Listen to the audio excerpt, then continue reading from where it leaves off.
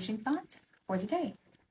If you are coaching a team of teachers, or if, for that matter, if you're just part of any team, then I recommend this book for you, The Five Dysfunctions of a Team by Patrick Lencioni.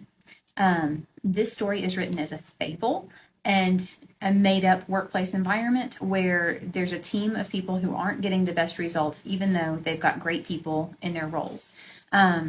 So I read this book as a reference for some PLC teams that I work with to help figure out what maybe is going on with some of these teams. So here's an overview of what the problems can be when you're working with a team.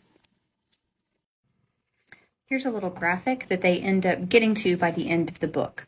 So at the lowest level for a dysfunctional team, there's an absence of trust.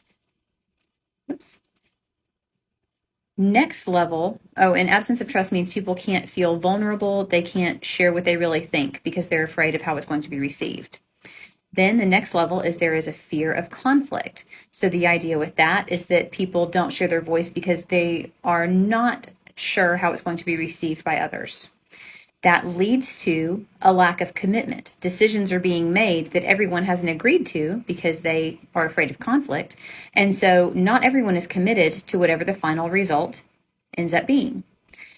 Because people aren't committed, there can be an avoidance of accountability. You're not going to hold other people accountable because if they didn't agree to it and commit to it at the previous level, then accountability really doesn't matter. And then lastly, if there's no accountability, people are only concerned about themselves. And so the top level of this pyramid for the dysfunctions of a team is inattention to results. Now, that doesn't necessarily mean their own results. That means the results of the team. In this case, for us, when we're working with teachers, that might mean they aren't interested in supporting their team so that they can be the best teachers to their students, but rather they're worried about just their own class and not part of being a team. So starts at the bottom, builds its way up, and I just think that's an interesting piece to consider when we are working with teams.